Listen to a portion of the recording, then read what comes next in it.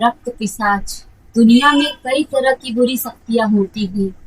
कुछ सिर्फ डराती हैं, पर कुछ ऐसी होती हैं जो इंसान का वजूद ही मिटा देती हैं। इन्हीं में से एक ही कहानी है रक्त पिशाच की। कहते हैं कि वह भटकती हुई रूह है जो अपनी मौत के वक्त प्यासी रह गई थी, या जिन्हें किसी अघोरी ने रक्त बलि के लिए जलाया था।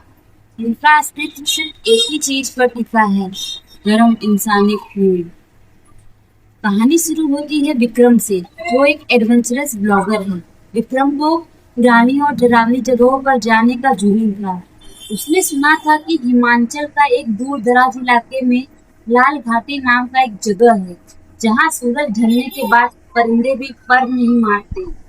विक्रम अपनी पुरानी जीप से वहां पहुंचता है। रास्ते में उसे एक बुढ़ा आदमी मिलता है, जो उसे रोकने की कोशिश कर रहा था। बेटा, आगे मत जाओ, आज अमावस्या है और आज वो जागता है। उसे सिर्फ लाल रंग दिखता है और सिर्फ रक्त की महक खिंचती है। विक्रम ने हंसकर टाल दिया। काका, ये सब पुरानी बातें हैं। मैं वहां की असलियत कैमरा में कैद करके आया हूँ। रात के 11 बज रहे थे। विक्रम ने घाटी के बीचों बीच अपना कैंप लगाया। चारों तरफ घना कोहरा था और हवा में एक अजीब सी ससराहट थी। विक्रम ने अपना नाइट विजन कैमरा ऑन किया और बोलने लगा, दोस्तों, मैं इस वक्त लाल घाटी में हूँ। यहाँ इतना सन्नाटा है कि मुझे अपनी सांस की यहाँ इतना सन्नाटा है कि मुझे अपनी ही सांस की साफ साफ आवाजें सुनाई दे रही हैं। अचानक उसे एक अजीब सी गंध आई। ये किसी मरे हुए जानवर की नहीं, बल्कि ताजे लोहे जैसी गंध थी, ताजे खून की महक। उसने कैमरा घुमाया तो दूर एक पेड़ के पीछे उसे एक आकृति दिखी। वो कोई इंसान नहीं लग रहा था। उसका कद 7 फीट से ऊपर था। शरीर पर चमड़ी ऐसी चिपकी थी जैसे हड्डियों का ढांचा हो, और उसकी बाल जमीन पर छू रहे थे। विक्रम की धड़कनें धक धक धक करते हुए तेज हो गई। उसने टॉर्च जलाया, लेकिन टॉर्च की रोशनी उस तक पहुंचते ही बुझ गई। अंधेरे में सिर्फ 2 चीजें चमक रही थी, 2 खूनी लाल लाल आंखें।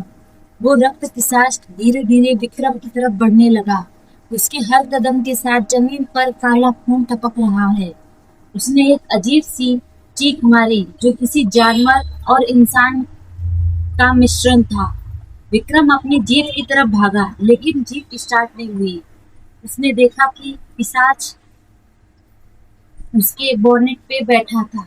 उसके चेहरे पर कोई नाक या होंठ नहीं थे, सिर्फ एक बड़ा सा गहरा छेद था, जहां से लंबे नुकीले दांत बाहर निकल रहे थे। पिशाच ने अपना हाथ हवा में लहराया और विक्रम के कंधे पर गहरा निशान बन गया।